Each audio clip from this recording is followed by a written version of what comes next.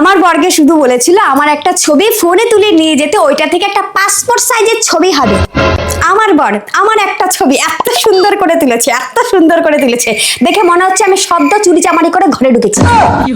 আমি যখন বললাম যেটা তুমি কি ছবি তুলছো, আমি তো রান্নাঘরে রান্না করতেছিলাম, কাজের লোকের মতন দেখলেও তো ভালো লাগতো, মনে শান্তি পেতাম যে হ্যাঁ কাজের লোক, আমি কাজের লোকের মতোই দেখতে লাগছি। তো তুমি এমন করে তুলছো যেন মনে হচ্ছে চুরি চামারি করে ঘরে ঢুকেছি।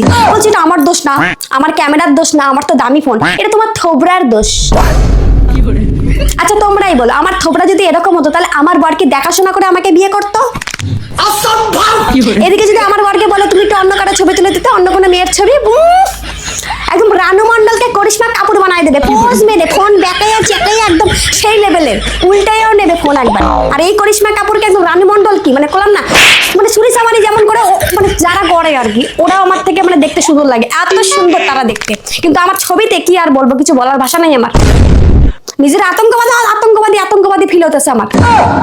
এই ছবি আবার ও নাকি লাগাবে পাসপোর্ট সাইজে, দেখাই তো বলবে মানে মালটা একটা আতঙ্কবাদীর বিয়ে করছে।